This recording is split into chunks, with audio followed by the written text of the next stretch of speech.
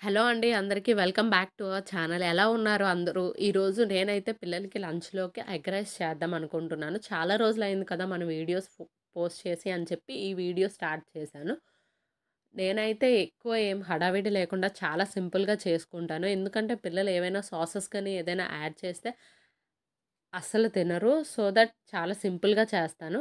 First అయితే onions, పచ్చిమిర్చి cut చేసి పెట్టుకున్నాను. ఈలోపు ఒక పాన్ తీసుకొని అందులోకి ఆయిల్ పోసి, ఆయిల్ బాగా వేడెక్కిన తర్వాత మనం ఆల్రెడీ కట్ చేసి ఉంచుకున్న ఆనియన్స్ ఇంకా చిల్లీస్ అందులోకే కొంచెం కరివేపాకు వేసుకొని బాగా ఫ్రై చేసుకోవాలి. మీన్‌వైల్ ఒక గ్లాస్‌లోకి ఆర్ బౌల్‌లోకి మనకి ఎన్ని ఎగ్స్ కావాలనుకుంటే అన్ని ఎగ్స్ తీసుకొని బాగా బీట్ చేసుకొని పెట్టుకోవాలి ఒక సైడ్‌కి. సో దట్ ఎగ్‌లో ఉన్న వైట్, యెల్లో బాగా మిక్స్ అవుతాయి. ఈలోపు మనం ఆల్రెడీ వేడి చేసుకున్న ఆనియన్స్ గోల్డెన్ బ్రౌన్ బ్రౌనిష్ కలర్‌లోకి వచ్చాయి. అప్పుడు కొంచెం సాల్ట్ ఇంకా టర్మరిక్ అయితే యాడ్ చేశాను. తర్వాత మనం బీట్ చేసి పెట్టుకున్న ఎగ్స్ ఎగ్స్ అనేవి వేసేయాలి. వేసేసి ఒక 1 మినిట్ పాటు లిడ్ పెట్టి క్లోజ్ చేసేయాలి. చాలామంది చాలా విధాలుగా చేస్తారు. బట్ నేను చేసే ప్రాసెస్ అయితే ఇది.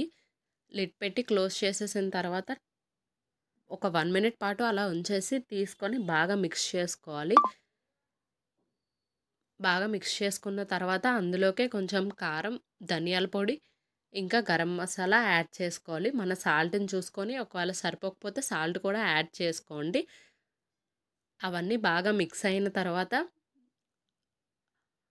నైట్ మిగిలిపోయిన అన్నంతోని కూడా చేసుకోవచ్చు. బట్ నేనైతే జ అప్పుడే కుక్ చేసిన రైస్‌తో చేసుకున్నాను. ఎందుకంటే పిల్లలకి అప్పుడే లంచ్ బాక్స్ కదా! వేడి వేడిగా ఉంటుందని చెప్పి అప్పుడే కుక్ చేసి పెట్టుకున్నాను. మీకు కావాలంటే నైట్ మిగిలిపోయిన రైస్‌తో కూడా చేసుకోవచ్చు. బాగా మిక్స్ చేసుకున్న తర్వాత రైస్ యాడ్ చేసేసుకోవడమే. రైస్ యాడ్ చేసుకున్న తర్వాత లో ఫ్లేమ్‌లో పెట్టుకొని బాగా మొత్తం కలిసేలా బాగా కలుపుకోవాలి. బాగా కలిసిన తర్వాత ఇంకొకసారి సాల్ట్ చూసుకొని ఒకవేళ సాల్ట్ సరిపోకపోతే వేసుకోండి. ఫైనల్‌గా కొత్తిమీర కలుపుకొని స్టవ్ ఆఫ్ చేసేయండి. పిల్లలకైతే లంచ్ బాక్స్‌లోకి ప్యాక్ చేశాను.